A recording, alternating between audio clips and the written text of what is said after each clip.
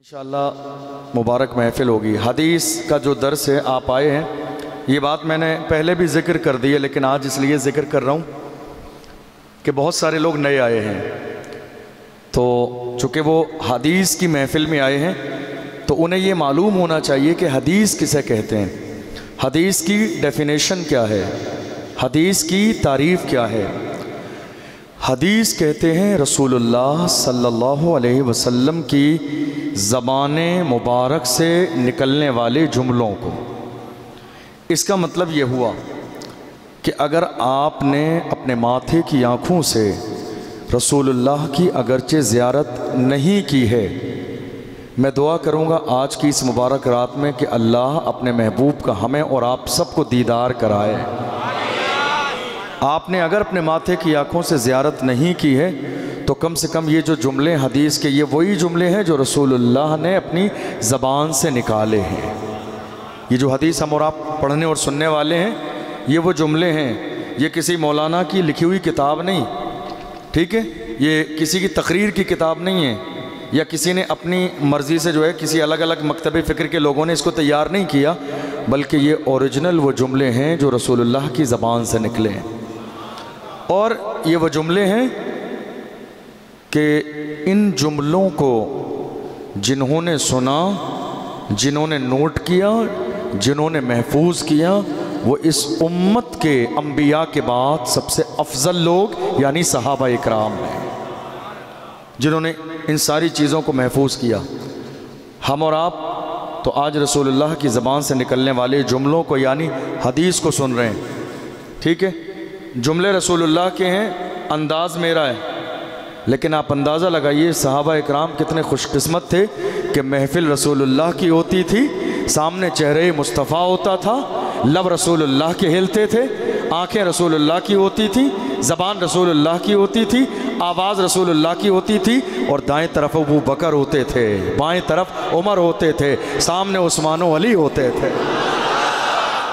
اس محفل کی شان سبحان اللہ کیا کہنے، سنانے والے اللہ کے پیغمبر ہوں، سنانے والے سرور کائنات ہوں، بیان کرنے والے فخر موجودات ہوں، بیان کرنے والے بے کسوں کے کس ہوں، بیان کرنے والے بے بسوں کے بس ہوں، بیان کرنے والے بے سہاروں کے سہارا ہوں، بیان کرنے والے ٹوٹے ہوئے دلوں کا چارہ ہوں، بیان کرنے والے امام الانبیاء ہوں، بیان کرنے والے وہ ہوں کہ جن کے ایک اشارے سے ڈوبا ہوا سورج واپس آ جاتا ہے، بیان کرنے والے وہ ہوں کہ جنہیں اللہ معراج کی رات میں بلا کے جلوے دکھاتا ہے۔ کیا شان رہی ہوگی رسول اللہ کی اس مبارک محفل کی۔ حضور کا انداز یہ تھا کہ جب نماز مکمل ہوتی تھی تو اللہ کے محبوب صلی اللہ علیہ وسلم سلام پھیر دینے کے بعد صحابہ اکرام کی طرف چہرہ کر کے بیٹھتے تھے، جیسے سیم بالکل میں آپ کی طرف بیٹھا ہوں۔ ہمیں منہ اس طرف کرنا ہے نماز میں، جب ہم نماز مکمل کریں گے تو میں چہرہ پھیروں گا تو کدھر ہوگا؟ آپ کی طرف۔ حضور کا یہی انداز ہوتا تھا، اور سبحان اللہ آپ جانتے ہیں صحابہ اکرام، کتنی صحابہ اکرام ایسے تھے جو فجر پڑھ لیتے تھے تو ظہر تک مسجد میں بیٹھے ہی رہتے تھے، گھر ہی نہیں جاتے تھے۔ ظہر پڑھنے والے بیٹھے رہتے تھے، عصر کے انتظار میں جاتے ہی نہیں تھے، عصر پڑھنے والے بیٹھے رہتے تھے مسجد میں، مغرب کو چھوڑ کے جاتے ہی نہیں تھے، مغرب پڑھنے والے عشاء کے انتظار میں۔ اور جب کوئی ان سے پوچھتا بہت لمبا ٹائم ہے، فجر سے ظہر تک اتنا لمبا ٹائم ہے، مسجد میں کوئی موجود نہیں ہے، بیٹھے کیوں ہو؟ تو کہتے ہم اس لیے بیٹھے ہیں کہ ہمیں پہلی صف میں جگہ ملے، نماز بھی پڑھیں تو سامنے رسول اللہ موجود ہوں، ہم نماز بھی پڑھیں تو سامنے چہرے رسول ہو، ہم نماز پڑھیں تو سامنے رسول اللہ کی زلفیں ہوں، ہم نماز پڑھیں تو سامنے رسول اللہ کا امامہ ہو، ہم نماز پڑھیں تو سامنے رسول اللہ کا چہرے مبارکہ ہو، وہ چہرہ کہ جس کی اللہ نے قرآن میں قسم یاد فرمائی ہے، وَالضُّحَىٰ وَاللَّيْلِ إِذَا سَجَىٰ مَا وَدَّعَكَ رَبُّكَ وَمَا قَلَىٰ وَلَلْآخِرَةُ خَيْرٌ لَكَ مِنَ الْأُولَىٰ۔ صحابہ اس انداز میں بیٹھتے تھے۔ تو میرے نبی صلی اللہ علیہ وسلم جب کوئی جملہ ارشاد فرماتے تو حال کیا تھا؟ صحابہ ایسے بیٹھ جاتے تھے گویا کہ ان کے سروں پر پرندے بیٹھے ہوئے حرکت نہیں کرتے تھے رسول کے احترام کی وجہ سے۔ جیسے ہمارے سر پہ کوئی پرندہ آ کے بیٹھ جائے تو ہم ہلیں گے نہیں کہ کہیں ایسا نہ ہو کہ خوف کی وجہ سے وہ اڑ جائے۔ تو صحابہ اکرام اتنے احترام کے ساتھ بیٹھتے تھے رسول اللہ کی محفل میں۔ وہ جانتے تھے کہ دنیا کے جو دربار ہیں، شاہی محل ہیں قیصر و کسریٰ کے، ان کا حال یہ ہے کہ وہ اپنے دربار کے قانون کو اپنی مرضی سے بناتے ہیں، مگر یہاں شان الگ ہے، دربار مصطفیٰ کا ہے، قانون احترام کا اللہ بنا رہا ہے۔ آپ جائیں گے جب عمرہ کرنے، اللہ ہم سب کو آنے والی سال میں توفیق عطا فرمائے، مدینے کی حاضری عطا فرمائے، گنبد خضرا کا دیدار نصیب فرمائے۔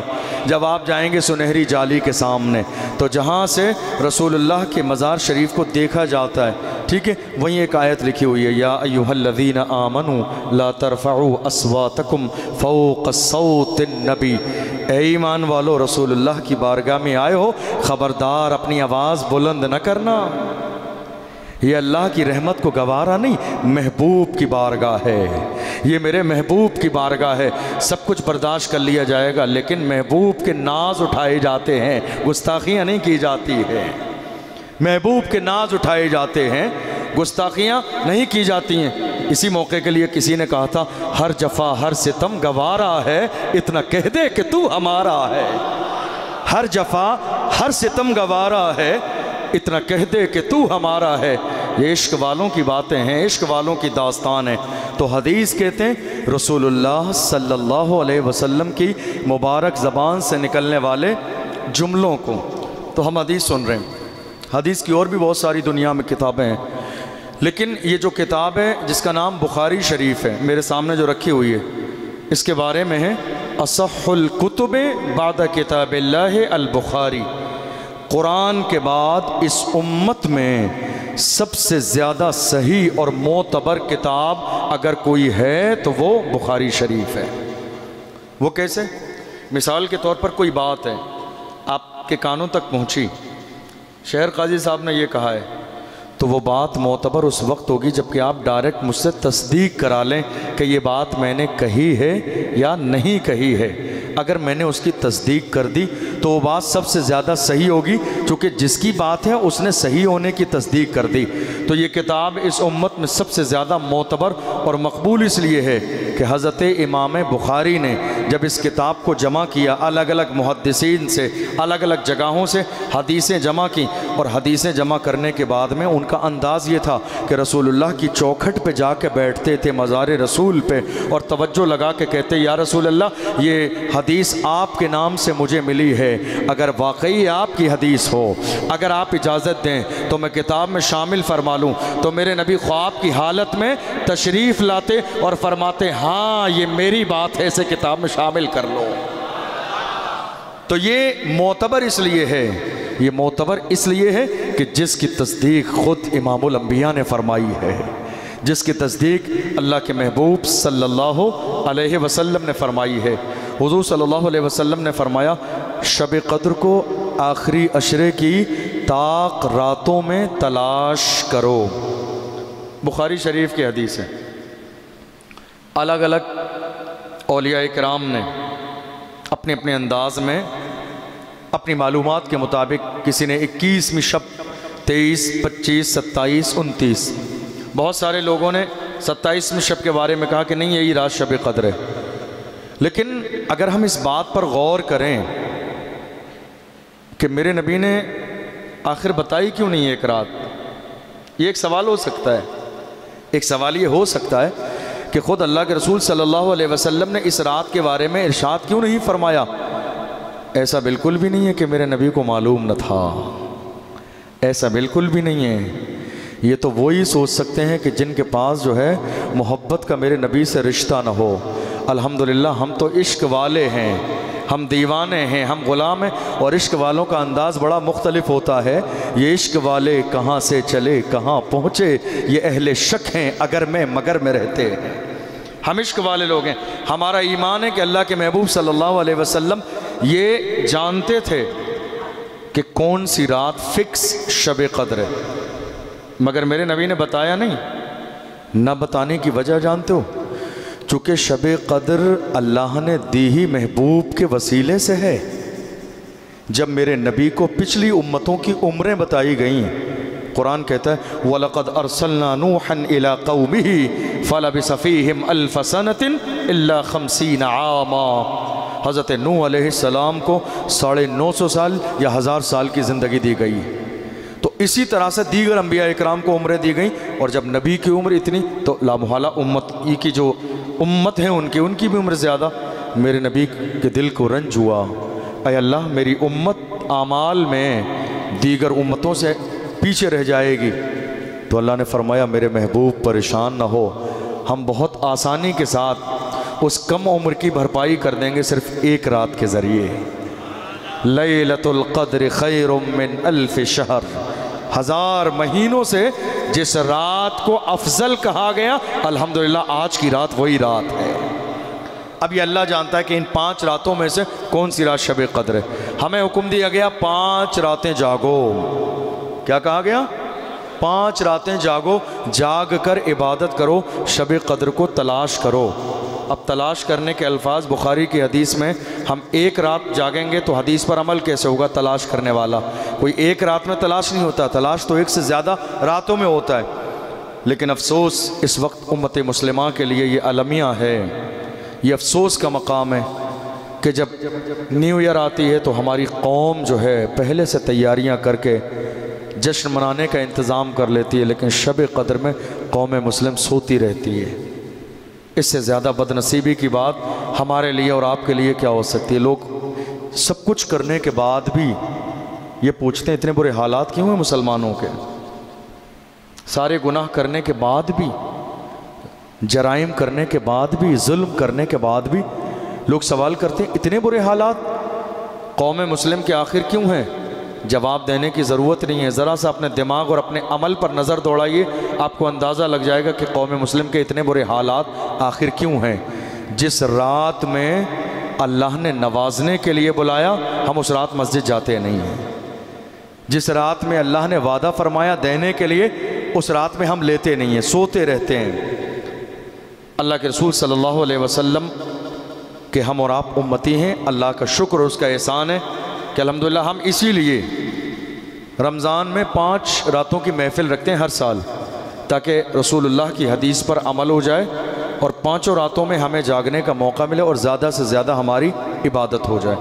میرے نبی چاہتے تو ایک رات کو خاص فرما دیتے، لیکن حضور نے خاص اس لیے نہیں فرمایا کہ ان 5 راتوں کو میری امت جاگے گی تو ایک رات تو شب قدر ہے ہی جس میں 1000 مہینوں کا ثواب ملے گا، ایکسٹرا 4 رات اور جاگ لے گی تو نامہ اعمال میں نیکیوں میں اضافہ ہو جائے، اس لیے میرے نبی نے ارشاد نہیں فرمایا۔ بہرحال بہت سارے موضوعات ابھی تک گزر چکے ہیں۔ آج کا ہمارا موضوع اس محفل کا ہے زنا کی تباہ کاریاں۔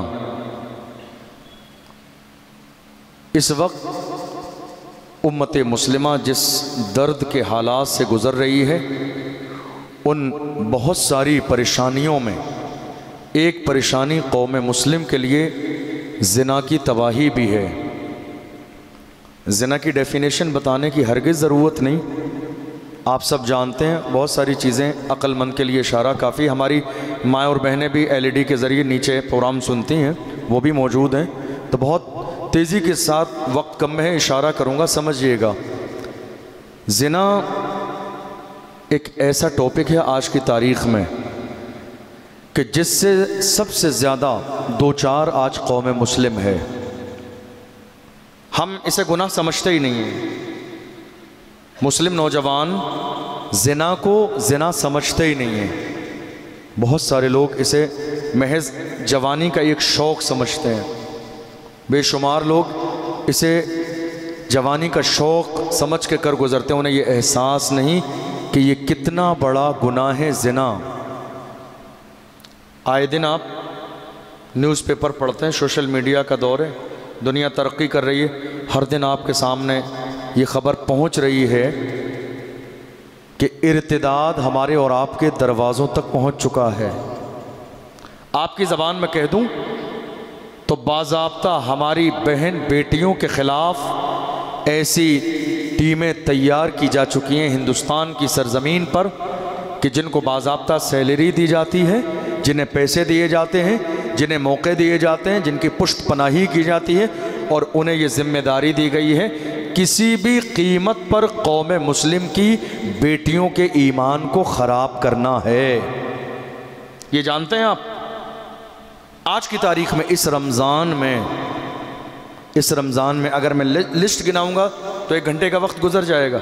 اس رمضان میں مسلم علاقوں سے ہندوستان میں کئی ہزار بیٹیاں رمضان کے مہینے میں غیروں کے ساتھ جا چکی ہیں۔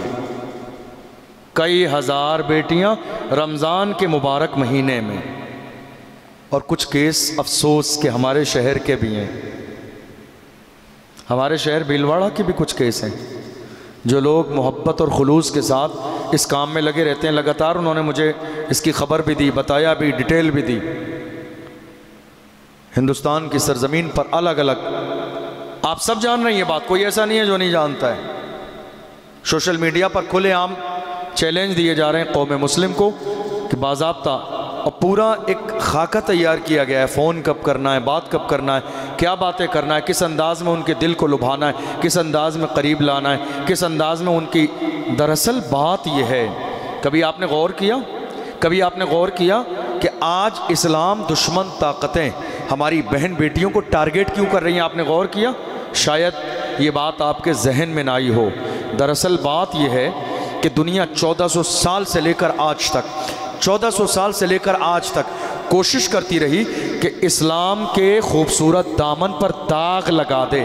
1450 سال کا زمانہ گزر گیا دنیا کو یہ کوشش کرتے ہوئے کہ اسلام کے دامن پہ داغ لگا دے، مگر سبحان اللہ اسلام کی شان کیا کہنے، فانوس بن کے جس کی حفاظت ہوا کرے، وہ شمع کیا بجھے جس سے روشن خدا کرے۔ 1450 سال کا زمانہ گزر گیا مگر آج تک دنیا کی کوئی تاریخ ایسی نہ ہوئی کہ جس نے اسلام کو اپنے پیروں کے نیچے رون سکے ہوں۔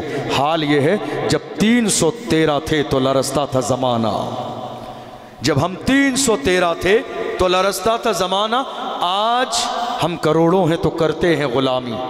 دنیا کی آج تک ہمت نہ ہوئی، ہر طرح سے حربے اختیار کر لیے گئے، مسجدیں توڑی گئیں تاکہ مسلمان کمزور پڑ جائیں، قرآن جلائے گئے تاکہ مسلمان کمزور پڑ جائیں، باضابطہ مسجدوں کے مینار توڑے گئے مسلمان کمزور پڑ جائیں۔ اسی دنیا میں ہمارے نبی کے معاذ اللہ کارٹون بنائے گئے، اللہ انہیں ذلیل و رسوا کرے، لیکن پھر بھی اسلام کو وہ دبانا چاہتے تھے، دبا نہ سکے۔ جتنا ظلم قوم مسلم پر کیا جا سکتا تھا اس سے کہیں زیادہ ظلم ہو چکا ہے آج قوم مسلم پر۔ جتنا ظلم ایک قوم برداشت کر سکتی ہے، مسلمان اس سے زیادہ ظلم برداشت کر چکے ہیں۔ کوشش کیا رہی؟ یہ سیاسی محفل نہیں، ورنہ میں بہت کچھ آپ کو اس حوالے سے بتاتا کہ ہمارے اوپر کس انداز میں ظلم ہو رہا ہے، لیکن بتاؤں گا انشاءاللہ اگر وقت رہا تو عید کے موقع پر۔ جتنا ظلم ایک قوم پر کیا جا سکتا ہے اس سے زیادہ ہمارے اوپر ظلم ہو چکا ہے، وہ ایک الگ بات ہے۔ لیکن دنیا نے مسلمانوں کو جب جب ذلیل و رسوا کرنے کی کوشش کی، سبحان اللہ، اللہ کی شان دیکھو، حضور کے زمانے سے لے کر دین آج تک کبھی کمزور ہاتھوں میں نہیں رہا، دین کبھی کمزور ہاتھوں میں نہیں رہا۔ حضور کے ہاتھوں سے دین ابو بکر صدیق کے ہاتھوں میں آیا، ان کے بعد فاروق اعظم کے ہاتھوں میں آیا، فاروق اعظم کے بعد عثمان غنی کے ہاتھوں میں آیا۔ عثمان غنی جانتے ہو اس ذات کا نام ہے جن کے بارے میں میرے نبی نے کہا تھا اگر میری کئی بیٹیاں ہوتی تو ایک کے بعد ایک عثمان کے نکاح میں دے دیتا۔ اور عثمان غنی کے بعد جو دین آیا ہے فاتح خیبر کے ہاتھوں میں، حضرت علی کے ہاتھوں میں۔ کمزور ہاتھوں میں دین کسی دور میں کمزور ہاتھوں میں دین نہیں رہا۔ اور حضرت علی کے بعد حالات جب کربلا پر آئے تو یزیدی یہ سوچتے تھے کہ اب تو بہت تھوڑے سے لوگ رہ گئے حضور کے خاندان کے، بہت کمزور لوگ رہ گئے، ایسا لگتا ہے 6 مہینے کا بچہ بھی ہے، پیاس کی شدت کی بنیاد پر ان کے ہاتھ ڈگمگا جائیں گے اور دین پر شب خون مارنا ہمارے لیے آسان ہو جائے گا۔ اسلام کے خلاف 1450 سال سے باضابطہ یہ تحریکیں چل رہی ہیں۔ اگر آج RSS کی پوری ٹیم مل کر مسلمانوں کے خلاف تحریک چلا رہی ہے، گھبرانے کی ضرورت نہیں ہے اور نہ ہی ڈرنے کی ضرورت ہے۔ ابو جہل ان کے جو باپ دادا ہیں 1400 سال پہلے بھی تحریک چلا چکے ہیں اسلام کے خلاف، اسلام کے خلاف پہلے بھی تحریک چل چکی ہے، مگر سبحان اللہ اسلام وہ پودا ہے کاٹو تو ہرا ہوگا۔ کربلا کی سرزمین پر دبانے کی کوشش کی، مگر میرے امام نے پوری دنیا کو بتا دیا بھوک اور پیاس کی شدت کی بنیاد پر یہ نہ سوچنا کہ رسول اللہ کے گھر والے کمزور پڑ جائیں گے۔ حال یہ ہے محمد رسول اللہ کے گھر والوں کا کہ بھوکے رہتے ہیں، غیروں کو کھلا دیتے ہیں، ایسے ہوتے ہیں محمد کے گھرانے والے۔ سمجھے؟ تمہاری یہ جو نہر فرات ہے، خبردار خبردار یہ نہ سوچنا کہ حسین نہر فرات کے پانی کے لیے ترس رہے ہیں۔ نہر فرات کا پانی جا کے آج کی تاریخ میں عراق میں دیکھ لو۔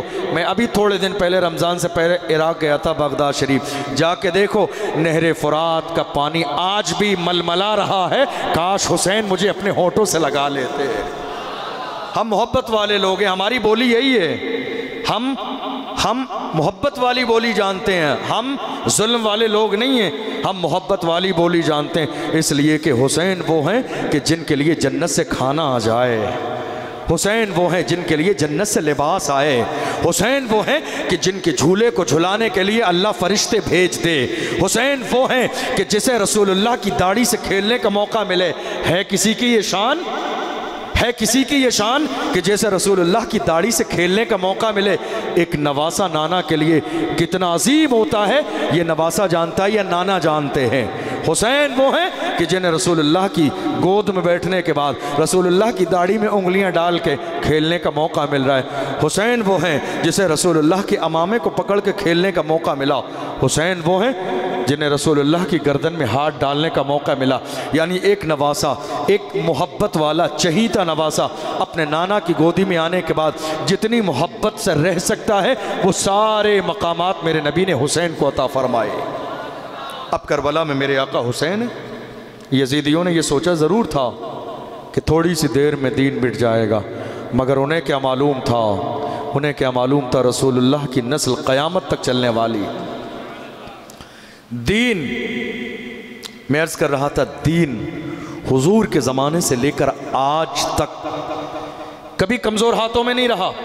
اور میری اس بات سے آپ اتفاق کریں گے کہ جتنا مٹانے کی کوشش پوری دنیا نے اسلام کو کی، اگر اس کے مقابلے میں 1% کوشش دنیا مل کر کسی اور مذہب کے بارے میں کر لیتی تو آج اس کا نام و نشان باقی نہ ہوتا۔ 1400 سال میں جتنی کوششیں، لوگ کہتے ہیں نا کبھی کبھی جب بہت زیادہ حالات سوشل میڈیا کے ذریعے خراب دیکھتے ہیں، رنجیدہ ہو جاتے ہیں، مایوس ہو جاتے ہیں، کبھی کہتے ہیں حضرت کیا ہوگا اسلام کا، اسلام کا کیا ہوگا؟ میں کہتا ہوں خدا کے بندے گھبراؤ مت، اسلام کا کیا ہوگا؟ اسلام تمہاری وجہ سے زندہ نہیں ہے، تم اسلام کی وجہ سے زندہ ہو۔ اسلام تمہاری وجہ سے زندہ نہیں ہے، کچھ نہیں ہوگا اسلام کو۔ اسلام اس سورج کا نام ہے کہ جس تک کوئی ڈیلا پھینک ہی نہیں سکتا ہے۔ اسلام اس چمکتے ہوئے چاند کا نام ہے کہ جس کی روشنی کسی دور میں کبھی پھیکی پڑی نہیں سکتی ہے، ہر زمانے میں مضبوط ہاتھوں میں رہا۔ امام حسین کے بعد امام زین العابدین کا دور آیا، امام جعفر صادق کا دور آیا، امام باقر کا دور آیا، امام موسیٰ کاظم کا دور آیا۔ یہ سارے دور آتے رہے اور وہیں سے ان کی اولادیں چلیں۔ کوئی بغداد پہنچا غوث اعظم بن کے، کوئی غریب نواز بن کے، کوئی مخدوم اشرف جہانگیر سمنانی بن کے، کوئی محبوب الہی بن کے، اور اسی لائے ہوئے دین کو بچانے کی نوبت آئی تو اللہ نے کسی کو امام احمد رضا بنا دیا ہے۔ دین کسی زمانے میں کمزور ہاتھوں میں نہیں رہا، اور جو لوگ دھوکے میں ہیں کہ دین کو مٹا دیں گے وہ اپنا دھوکہ اپنے دماغ سے نکال دیں۔ دین آج بھی الحمدللہ مضبوط ہاتھوں میں ہے۔ جس سرزمین پر غریب نواز سرپرستی کرے وہاں سے اسلام مٹ کیسے سکتا ہے؟ جس سرزمین پر اسلام کی سرپرستی کرنے والے حضرت مخدوم سمنہ کی چھوچا سے سرپرستی کر رہے ہو، وہاں سے اسلام ختم کیسے ہو سکتا ہے؟ جو لوگ سوچ رہے ہیں وہ دھوکے میں ہے، وہ غلطی میں ہے، لیکن ہاں جب وہ مٹا نہ سکے تو انہوں نے یہ کوشش کی کہ ہم بدنام کریں،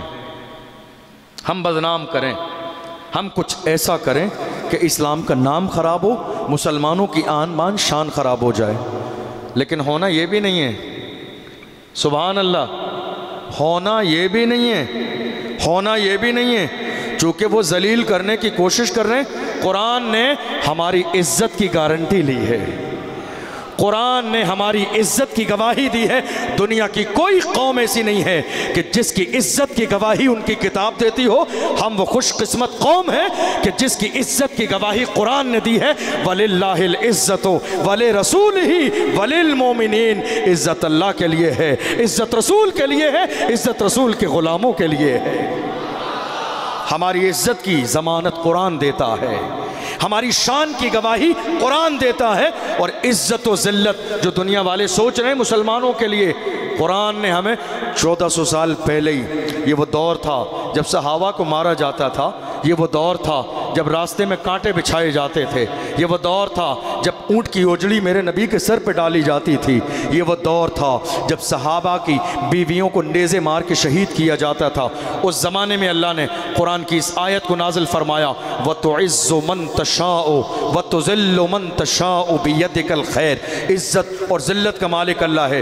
یہ قرآن کی آیت اس زمانے میں اللہ نے اس لیے نازل فرمائی کہ یہ دشمن اسلام تمہیں مار تو سکتے ہیں مگر ذلیل نہیں کر سکتے، یہ مار سکتے ہیں مگر ذلیل نہیں کر سکتے۔ اس لیے کہ آپ دیکھ لو تاریخ میں بہت سارے جنازے ہیں، دنیا نے مار تو دیا مگر ان کے جنازے کی شان بتا رہی تھی کہ شان سے کاندھوں پہ دولہا بن کے جا رہا ہے۔ دنیا نے مار تو دیا، دنیا یہ سوچ رہی تھی مٹ جائے گا۔ الحمدللہ ہمارے پاس تو ایسے ہیرو ہیں جو ویل چیئر پہ بیٹھ کے مصطفیٰ کا نعرہ لگا دیں تو امریکہ بھی ہل جاتا ہے۔ ہمارے پاس ایسے رسول اللہ کے جانثار ہیں جو ویل چیئر پہ بیٹھ کر آپاہج ہو کر حضور کی محبت کا نعرہ لگا دیں تو لندن والے آج بھی پریشان ہو جاتے ہیں، جو پوری دنیا کے سامنے اگر آج بھی کفر کی دھرتی پہ یہ نعرہ لگا دے کہ ٹل نہ سکتے تھے اگر جنگ میں اڑ جاتے تھے، پاؤں شیروں کے بھی میدان سے اکھڑ جاتے تھے، اور اے اسلام تجھ سے سرکش ہوا کوئی تو بگڑ جاتے تھے، تیر کیا چیز ہے ہم توپ سے لڑ جاتے تھے، دشت تو دشت ہے دریا بھی نہ چھوڑے ہم نے، بحر ظلمات میں دوڑا دیے گھوڑے ہم نے۔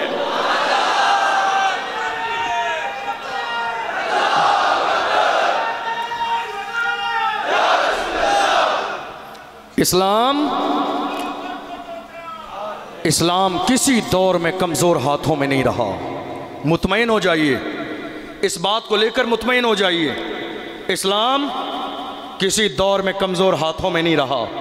اور سبحان اللہ یہ تو وہ ہیں کہ جن کا عقیدہ کمزور ہے، وہ ہیں جن کا عقیدہ کمزور ہے، وہ کہہ رہے ہیں یہاں حالات خراب ہیں، حضور صلی اللہ علیہ وسلم مدینے میں ہیں، خبر کیسے لگے گی؟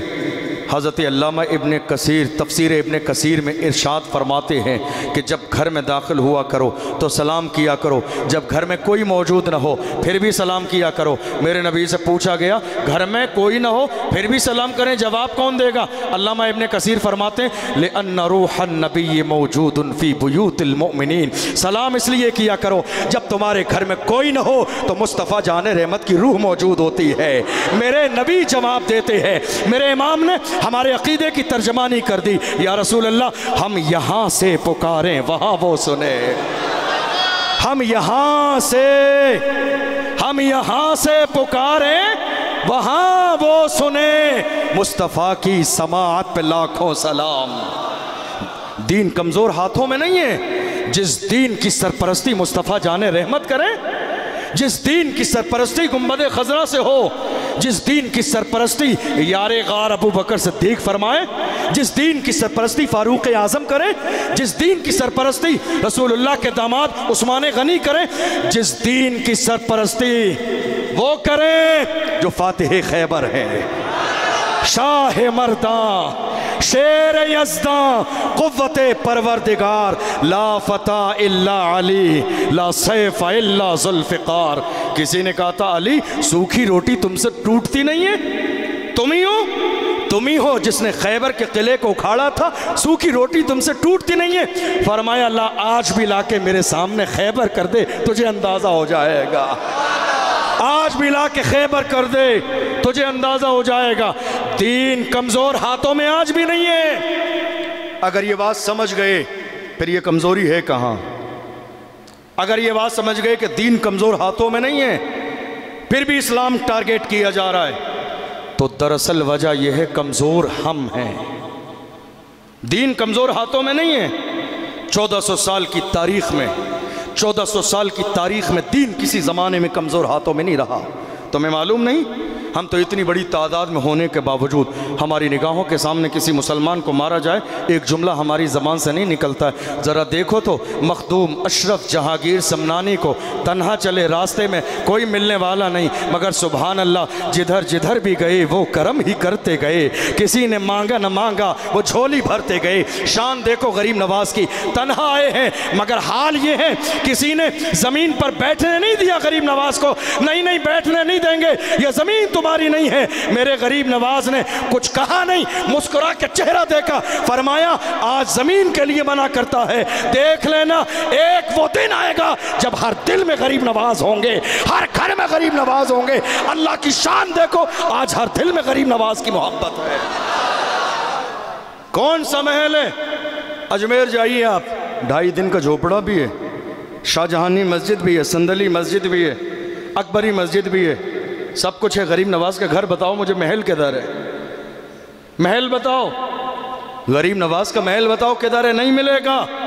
اللہ نے فرمایا معین الدین تم دین کے معین ہو، تم مدد کرتے رہو، تمہیں زمین کے گھر کی ضرورت نہیں ہے، ہم دلوں میں تمہارے گھر بنائیں گے، تمہارے گھر دلوں میں بنیں گے۔ سبحان اللہ، آپ دیکھ لو دین کسی زمانے میں کمزور ہاتھوں میں نہیں رہا، مسلمان آج کمزور پڑ گئے۔ آپ دیکھو تو صحیح، اجمیر شریف دنیا بھر میں کتنے جلسے عرس پروگرام محفلیں سب ہوتی رہتی ہیں، لیکن ایک اجمیر شریف کا عرس بھی ہے، کوئی پوسٹر ہی نہیں چھپتا اس کا۔ کون سے حضرت حضور تشریف لا رہے ہیں، بڑے بڑے حضرت حضور وہاں خادم بن کے ٹہلتے رہتے ہیں، کوئی پوسٹر نہیں، کوئی دعوت نامہ نہیں، کوئی بلاوا نہیں، مگر سبحان اللہ شان دیکھو، بہار کا رہنے والا بھی ٹرین کے اوپر بیٹھ کے آتا ہے، جسے جگہ کہیں نہ ملے، جسے موقع نہ ملے، جسے جگہ نہ ملے، کوئی انتظام نہ ہو، کچھ نہ ہو، مگر پھر بھی ٹرین کے اوپر، سردی کا موسم ہے، پریشان ہے، وہ جو ہے ٹرین کے اندر باتھ روم کے سامنے 4 دن کا سفر کر کے آتا ہے۔ کہاں جا رہے ہو؟ غریب نواز نے بلایا ہے۔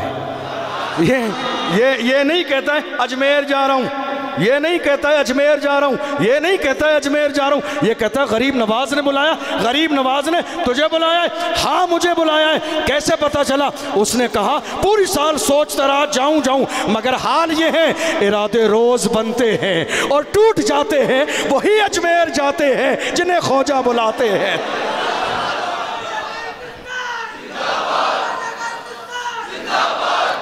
دین کسی بھی ہاتھوں میں، کسی زمانے میں کمزور ہاتھوں میں نہیں رہا، لیکن آج المیہ یہ ہے کہ آج ہماری قوم مسلم کمزور پڑ گئی۔ فائنل ہے یہ، بہت سنجیدگی کے ساتھ، میرا ٹائم صرف 2 بجے تک ہے، پونے 1 گھنٹہ باقی، بس سنجیدگی کے ساتھ، بہت لمبا ٹاپک ہے۔ میں تمہیدی جملے اس لیے سمجھا رہا ہوں، یہ باتیں روز نہیں سمجھاتا ہوں، چونکہ جو لوگ روٹین میں آ رہے ہیں وہ جانتے ہیں کہاں سے کیسے۔ آپ پہلی بار بہت سارے لوگ آج کی رات آئیں، تو میں پچھلے سے تعلق جوڑنے کے لیے چند باتیں بتا رہا ہوں آپ کو۔ دین کسی بھی زمانے میں کمزور ہاتھوں میں، آج مسلمانوں کی کمزوری کی وجہ سے، آپ جانتے ہیں اسپین کی سرزمین پر مسلمانوں نے کتنے دن حکومت کی؟ میں نے 1-2 مہینے پہلے یہ ساری ڈیٹیل سنائی تھی۔ 800 سال۔ کتنے؟ 800 سال۔ 800 سال۔ میرا ٹاپک زنا کا ہے، میں وہیں آ رہا ہوں، لیکن آپ کے جوش کو دیکھ کے لگ رہا ہے کہ آج میں آپ کو جگانے کا کام کروں، آج آپ کو جگانے کا کام کروں، چونکہ عید آنے والی ہے، اور جب عید آنے والی ہے تو غلام اپنے سروں پہ امامہ باندھ کے نکل جائیں روڈوں پر، تاکہ دنیا کو پتہ چل جائے محمد رسول اللہ کے غلام زندہ ہیں۔ رسول کے دیوانے زندہ ہیں، حضور کے نام پہ مرنے والے زندہ ہیں، ناموس رسالت پہ پہرہ دینے والے زندہ ہیں۔ آج حال یہ ہے محمد رسول اللہ کے غلاموں کی مرنے والے اگر آج بھی اپنی زبان پہ یہ نعرہ لگا لیں، زمین میلی نہیں ہوتی، زمن میلا نہیں ہوتا، محمد کے غلاموں کا کفن میلا نہیں ہوتا۔ مارنے والوں ہماری قبروں کو شہادت کے بعد کھول کے دیکھ لینا، ہمارے کفن بھی گندے نہیں ہوں گے انشاءاللہ۔ 1400 سال کی ہماری یہ تاریخ ہے، 1400 سال کی ہماری تاریخ ہے یہ۔ اور آپ کو بتاؤں، ابھی بغداد شریف میں حاضری دی میں نے حضرت سلمان فارسی رضی اللہ عنہ کے مزار پہ، حضور کے صحابی ہیں، جانتے ہو ان کے جو ہے جسم مبارک کو دفن کر دیا گیا تھا۔ ایک زمانے کے بعد وہاں قریب سے ایک دریا گزرتا ہے، وہ پانی قبر میں آیا تو انہوں نے جو ہے اس وقت کے بادشاہ کو بشارت دی کہ میری قبر میں پانی آنے لگا ہے، مجھے یہاں سے نکال کے دوسری جگہ دفن کیا جائے۔ اعتراض کرنے والے کہہ رہے کہ یہ قبر میں جانے والے اتنے پاورفل ہیں تو پانی خود ہی روک لیتے، خواب کے ذریعے بشارت کیوں دی؟ ہم نے کہا نادان، وہ خود ہی پانی روک دیتے تو دنیا کو کیسے پتہ چلتا قبر میں اندر زندہ رہتے ہیں؟ کفن میلا نہیں ہوتا ہے، دنیا والوں کو کیسے پتہ چلتا؟ ان کی لاش مبارک کو وہاں سے نکالا گیا، پورا عراق وہاں موجود تھا، ساری سرکار موجود تھی، اور جس وقت نکالا گیا وہ ساری تاریخ فوٹو کے ذریعے ان کے مزار شریف میں آج بھی موجود ہے۔ عید کا موسم آنے والا ہے، اس لیے جاگ جائیے، سونا جنگل رات اندھیری، چھائی بدلی کالی ہے، سونے والوں جاگتے رہیو، چوروں کی رکھوالی ہے، آنکھ سے کاجل صاف چرا لیں یا وہ چور بلا کے ہیں، تیری گٹھری تاکی ہے اور تو نے نیند نکالی ہے، سونا پاس ہے سونا بن ہے، سونا زہر ہے اٹھ پیارے۔ شعر دیکھ رہے ہیں، ایک ہی لائن میں میرے امام نے، امام عشق و محبت نے ایک ہی لائن میں 3 جگہ سونے کا استعمال کیا، مگر پہلے سونے کا مطلب الگ، دوسرے سونے کا مطلب الگ، تیسرے سونے کا مطلب الگ۔ میرے امام فرماتے ہیں سونا پاس ہے سونا بن ہے، سونا زہر ہے اٹھ پیارے، تینوں الگ الگ۔ اے مسلمان تیرے پاس سونا ہے، تیرے پاس تشبیہ دی ہے، یہ مثال ہے، بہت قیمتی چیز ہے، تیرے پاس سونا ہے اور سونا بن ہے، تو جس جگہ یہ ویرانہ ہے سونا زہر ہے اٹھ پیارے، یعنی تیرے لیے یہ غافل ہونا نقصان دہ ہے، تو غافل رہ کے سوتا رہے گا اسی میں، زمانہ تیری بہن بیٹیوں کی عزت پہ داغدار کرنے میں ایک لمحے کی بھی تاخیر نہ کرے گا، اس لیے جگانے کی کوشش کی۔ اس طرح کے ہزاروں اشعاریں اگر میں پڑھنے لگوں تو وقت نکل جائے۔ بہت سارے لوگ کہتے ہیں ایسے موقع پہ اعلیٰ حضرت ہمیں سمجھ میں نہیں آتے ہیں، میں نے کہا نادان، اعلیٰ حضرت ہیں تو جیسے ادنا حضرت کے سمجھ میں کیسے آئیں گے؟ اعلیٰ حضرت سمجھ میں نہیں آتے، اعلیٰ حضرت سمجھ میں نہیں آتے، اعلیٰ اس لفظ پہ غور کر رہا ہے، اعلیٰ حضرت ہیں، ادنا حضرت کے سمجھ میں نہیں آئیں گے۔ اعلیٰ حضرت کو سمجھنے کے لیے سب کچھ اعلیٰ ہو، فکر اعلیٰ ہو، سوچ اعلیٰ ہو، علم اعلیٰ ہو، خاندان اعلیٰ ہو، نسبت اعلیٰ ہو۔ ان کی نسبت کا حال یہ ہے کہ جب حج کے لیے گئے ہیں تو محبت کے ساتھ اسی تلاطم میں، بحر تلاطم میں، جبکہ ملاح نے اعلان کیا تھا یہ آپ کا جہاز ڈوبنے والا ہے، ایسے عالم میں میرے امام نے کہا تھا ان کی مہک نے دل کے کنچے کھلا دیے ہیں، جس راہ چل گئے ہیں کوچے بسا دیے ہیں، آنے دو یا ڈبو دو اب تو تمہاری جانب، کشتی تمہیں پہ چھوڑی لنگر اٹھا دیے ہیں، دولہا سے اتنا کہہ دو پیارے سواری روکو، مشکل میں ہے براتی پرخار وادیے ہیں، اللہ کیا جہنم اب بھی نہ سرد ہوگا، رو رو کے مصطفیٰ نے دریا بہا دیے ہیں، ملک سخن کی شاہی تم کو رضا مسلم، جس سمت آ گئے ہو سکے بٹھا دیے ہیں۔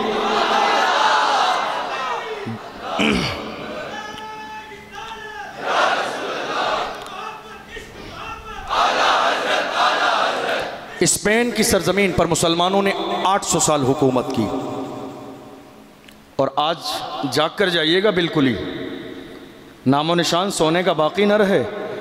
800 سال حکومت کی، اور جب مسلمان گئے تھے، یہ تو آپ مان لیجئے تاریخ ہے، مسلمانوں کا استقبال کرنے والے ہمیشہ تعداد میں لوگ زیادہ ہی رہتے ہیں ہر جگہ، مسلمانوں کا استقبال کرنے والے تعداد میں لوگ ہمیشہ زیادہ رہتے ہیں۔ پہلی بدر سے لے کر، پہلی جنگ بدر سے لے کر کربلا تک دیکھ لیں، تعداد زیادہ ہے مگر قرآن کہتا ہے زیادہ نہیں جیتے ہیں ایمان والوں کو اللہ کامیابی دیتا ہے۔ ہم کسی دور میں نیزے اور بھالے کی بنیاد پر کامیاب نہیں ہوئے، ہم عشق رسالت کی بنیاد پر کامیاب ہوئے ہیں۔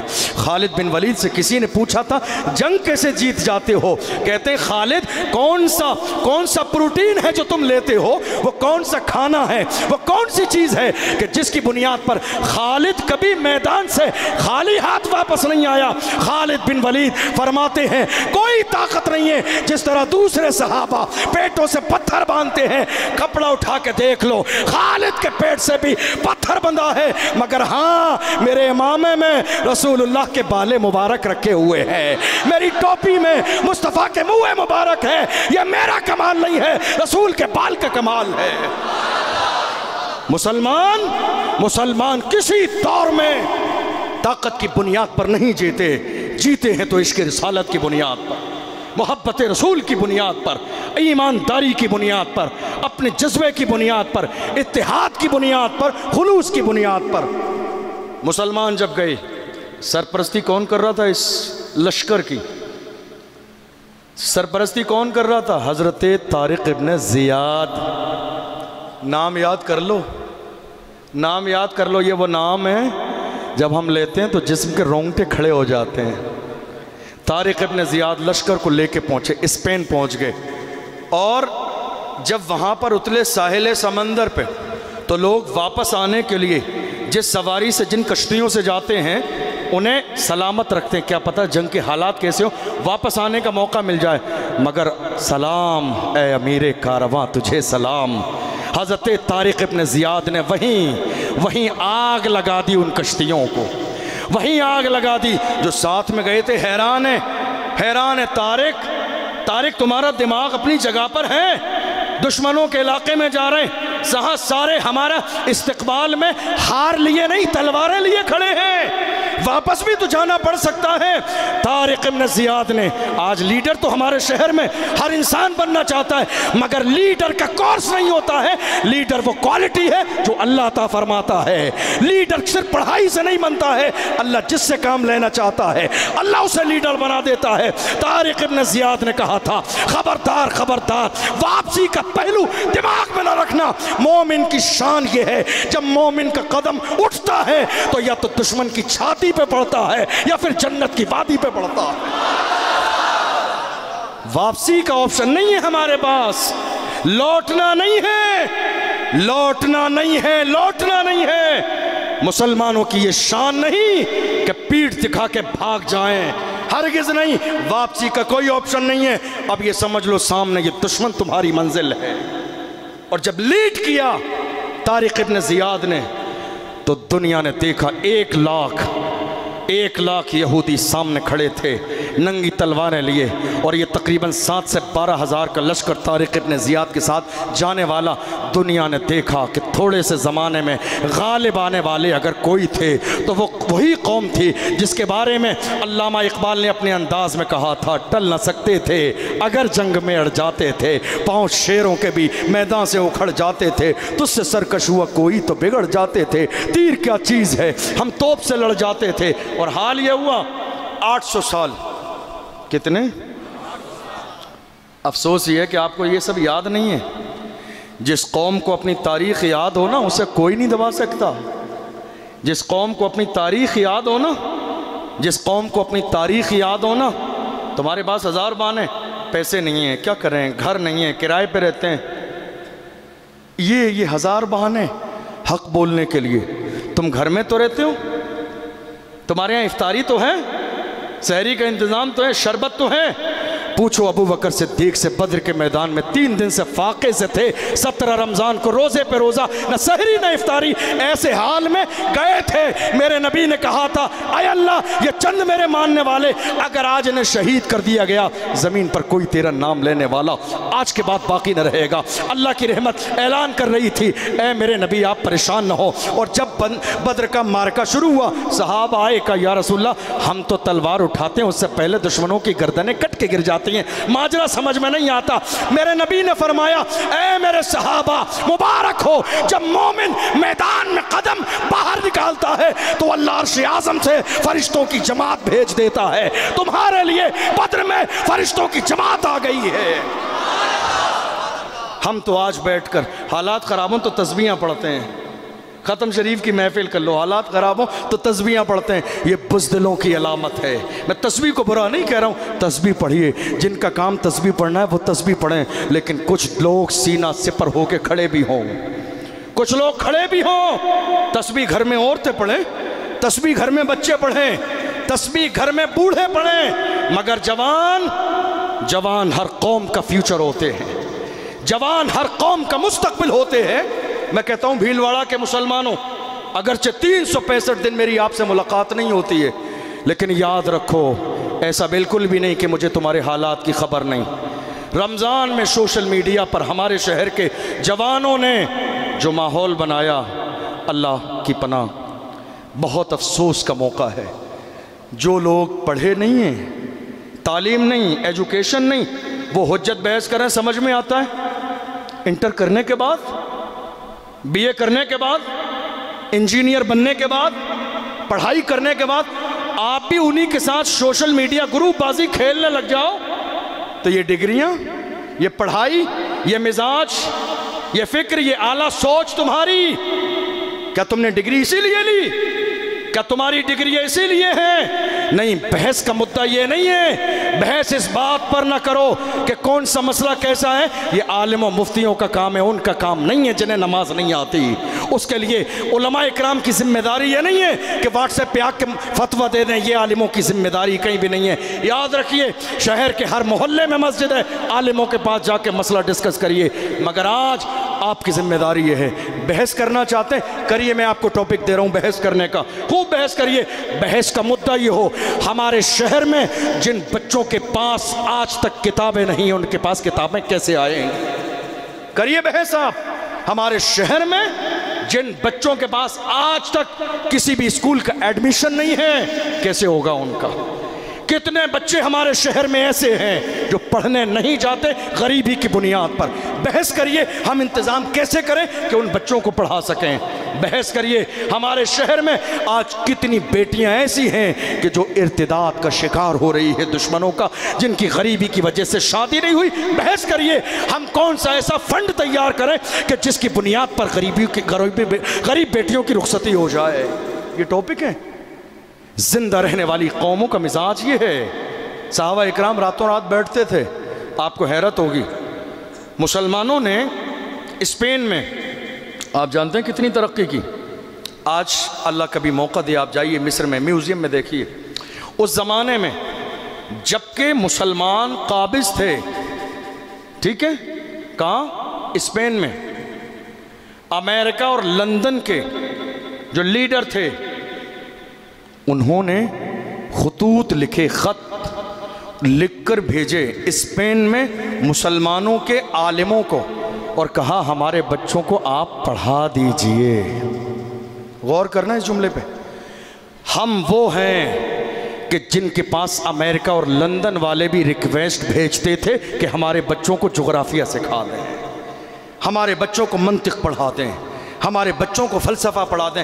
وہ سارے خط آج بھی مصر کے میوزیم میں موجود ہیں، دیکھ لیجئے جا کے۔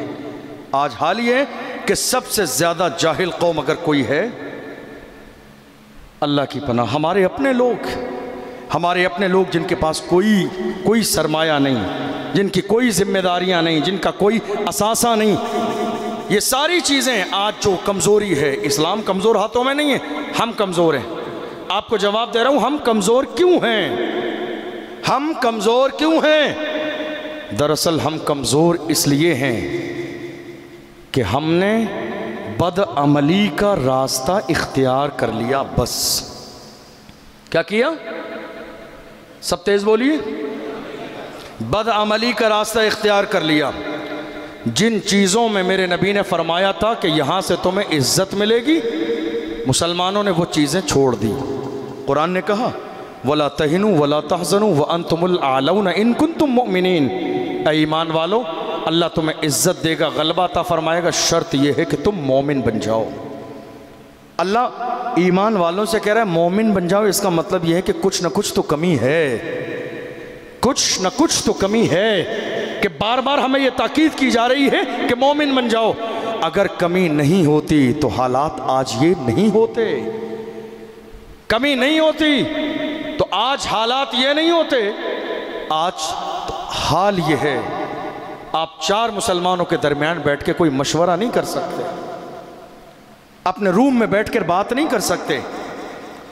وہاں بھی ایسے لوگ پہنچ جائیں گے جو آپ بولیں گے تو آپ کی ریکارڈنگ کر کے لے جائیں گے، جن کا مقصد سوائے فساد اور فتنے کے کچھ نہیں ہے۔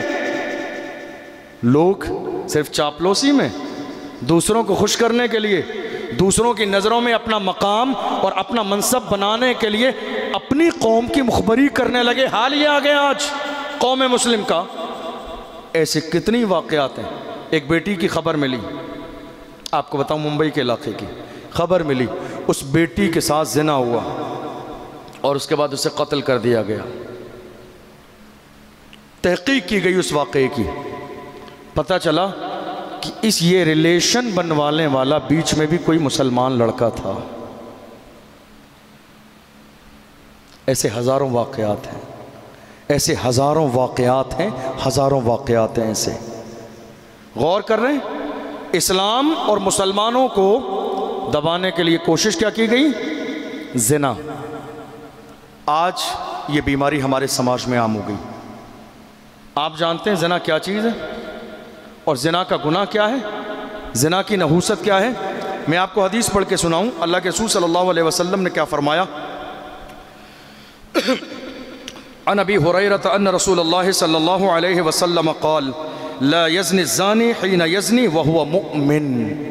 حضرت ابو ہریرہ رضی اللہ عنہ اس حدیث کے راوی ہیں، فرماتے ہیں کہ زنا کرنے والا بندہ جس وقت میں زنا کرتا ہے، زنا کرنے والا بندہ جس وقت میں زنا کرتا ہے اس وقت میں وہ ایمان والا نہیں رہتا ہے۔ اس کا ایمان اس وقت میں اس کا ایمان اس کے پاس نہیں رہتا ہے۔ آپ ذرا غور تو کیجئے، زنا کرنے والے لوگ یہ سوچ رہے ہیں یہ تو زبانی کا شوق ہے، محض تھوڑی دیر کی لذت کے لیے، تھوڑی دیر کے مزے کے لیے اپنی دنیا و آخرت کو تباہ کیا جا رہا ہے۔ میرے نبی فرماتے ہیں جس وقت میں زنا کرنے والا انسان زنا کرتا ہے اس وقت میں وہ مومن نہیں رہتا ہے۔ غور کیجئے، اگر کوئی شخص ایسی حالت میں انتقال کر جائے، کوئی ایسی حالت میں انتقال کر جائے، کوئی ایسے حال میں دنیا سے چلا جائے، اس کے ساتھ کیا ہوگا؟ میرے نبی نے فرمایا لا یزنی الزانی حین یزنی وہو مؤمن۔ زنا کرنے والا جب کہ وہ زنا کرتا ہے وہ ایمان والا نہیں رہتا ہے۔ دوسرے حدیث میں میرے نبی نے فرمایا ولا یشرب الخمر حین یشرب، اور نہ ہی کوئی شراب پینے والا جس وقت میں کہ وہ شراب پیے اس وقت میں وہ ایمان کی حالت میں نہیں ہوتا ہے۔ یہ ہمارے سماج میں، ہمارے شہر میں 16 سال 17 سال 18 سال 20 سال کے ہمارے نوجوان رات کے اندھیرے میں شراب کے ٹھیکوں پہ ملیں گے آج آپ کو۔ ہمارے شہر میں، ہمارے علاقوں میں رمضان کے مہینے میں 17 سال 18 سال 20 سال ان دونوں گناہوں میں، زنا میں بھی شراب میں بھی۔ ذرا غور تو کریے آپ، جس قوم کا حال یہ ہو، جس قوم کے بچے پنپنے کے بعد جس لائق وہ بن سکتے تھے اس کے بننے سے پہلے جن کا حال یہ ہو، جن کی جوانی کا انداز یہ ہو، آپ خود اندازہ لگائیے کہ اس وقت میں کیا کر سکتے ہیں۔ میرے نبی نے فرمایا وَلَا يَسْرِقُ حِينَ يَسْرِقُ وَهُوَ مُؤْمِن، فرمایا کوئی چوری کرنے والا جس وقت کہ وہ چوری کرتا ہے وہ مومن نہیں رہتا ہے۔ یہ گناہ ہیں ہمارے ہاں، لگاتار ہو رہے ہیں، ہر دن ہو رہے ہیں، ہر محلے میں ہو رہے ہیں، ہر علاقے میں ہو رہے ہیں۔ پابندی کون لگائے گا اس پر؟ کون پابندی لگائے گا؟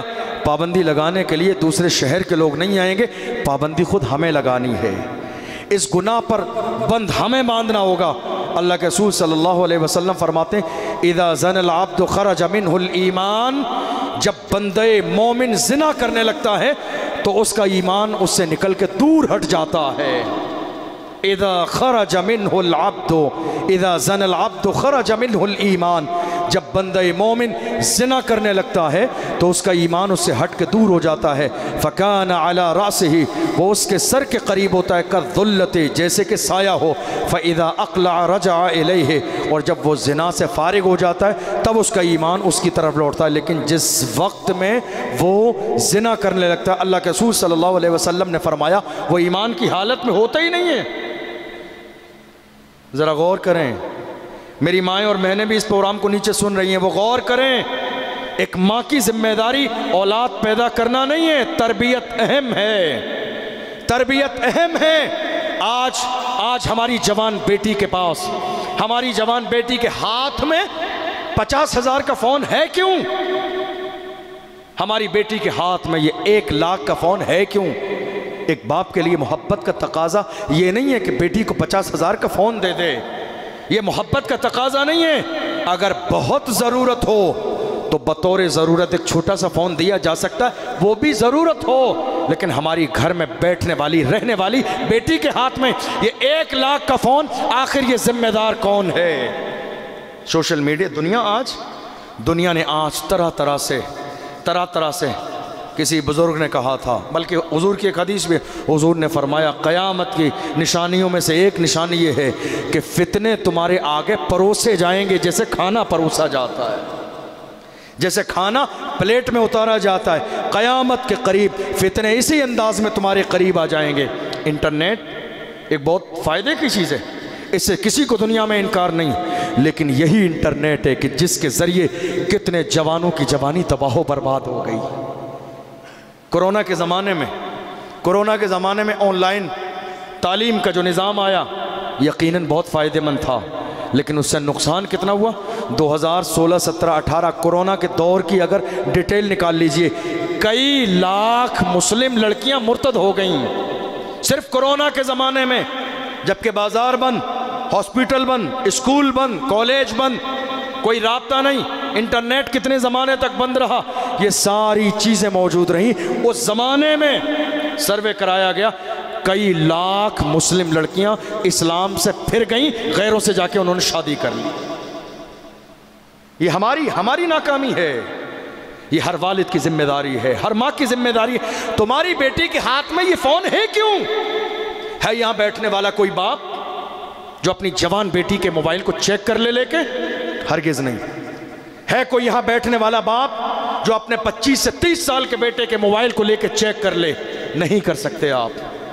آج ہماری بیٹیاں کہاں جا رہی ہیں؟ ہم نے بائک بھی دے دی، ہم نے گاڑی بھی دے دی، ہم نے اسکوٹر خرید کے دے دیا، اور ہم ان ساری چیزوں سے یہ سمجھ رہے ہیں کہ دراصل یہ ہماری بیٹی سے، ہماری اکلوتی بیٹی ہے، بیٹا یہ محبت ہے ہماری۔ ہرگز نہیں، یہ محبت نہیں ہے، آپ اسے دلدل میں پھنساتے چلے جا رہے ہو، وہ دلدل میں پھنستی چلی جا رہی ہے۔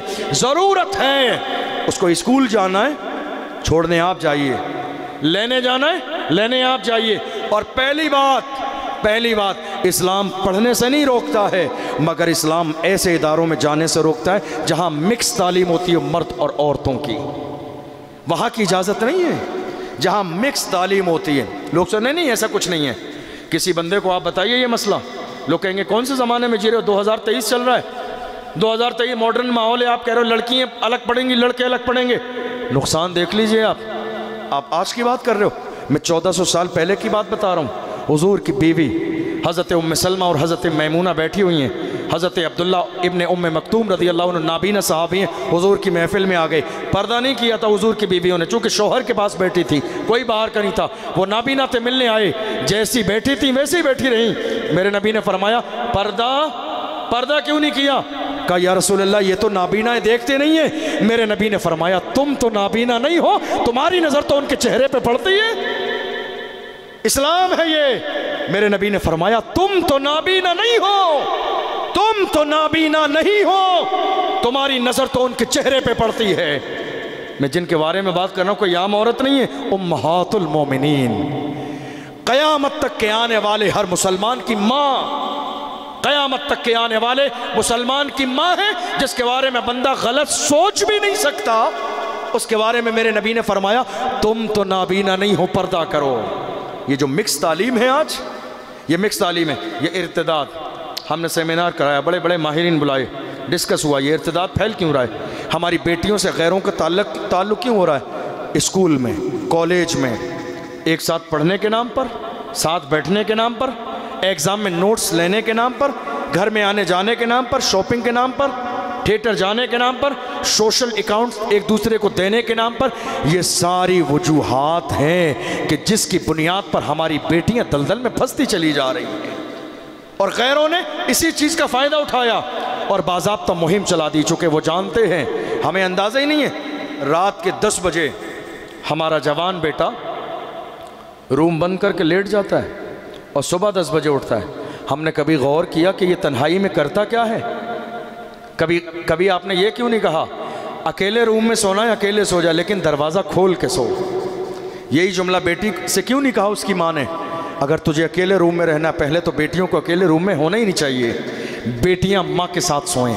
اور اگر بیٹیوں کا نظام یہ ہے کہ الگ روم ہے تو دروازے کھلے رہیں اور نگرانی رہے، اس لیے کہ حالات یہ ہیں، ہمارے بے شمار بیٹے ایسے رات کے 2 بجے تک نہ جانے کہاں فونوں پہ لگے رہتے ہیں، انہیں یہ احساس ہی نہیں ہے۔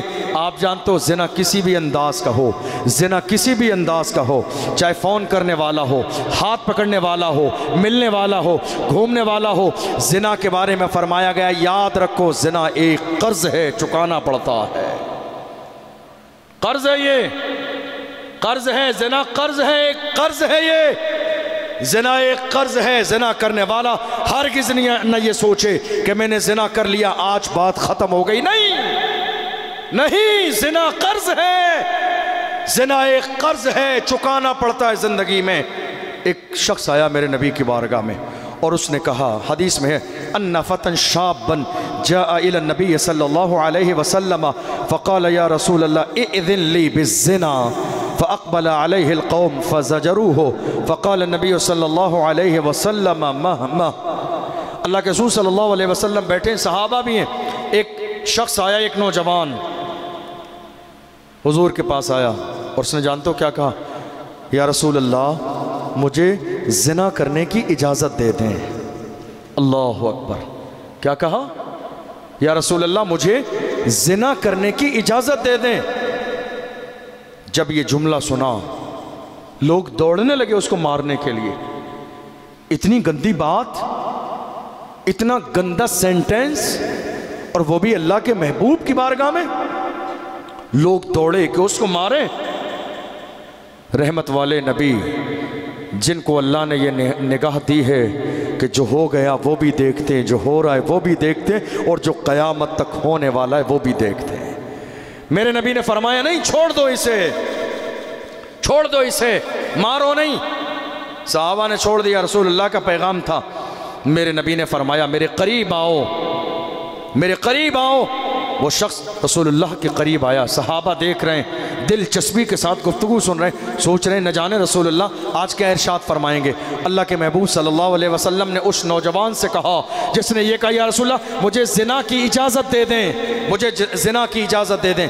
اللہ کے محبوب صلی اللہ علیہ وسلم نے فرمایا اتحب لأمک، میرے نبی نے فرمایا اتحب لأمک، میرے نبی نے فرمایا اے زنا کی اجازت مانگنے والے، کیا تو یہ پسند کرتا ہے کہ تیری ماں کے ساتھ زنا کیا جائے؟ زنا کی اجازت مانگنے والے، اتحب لأمک، کیا تجھے یہ پسند ہے، کیا تجھے یہ پسند ہے کہ تیری ماں کے ساتھ زنا کیا جائے؟ قال لا بلا یا رسول اللہ، نہیں یا رسول اللہ، میرے ماں باپ آپ پر قربان ہو، میری غیرت یہ کیسے گوارا کر سکتی ہے کہ میری ماں کے ساتھ زنا ہو؟ میری غیرت یہ کیسے گوارا کر سکتی ہے؟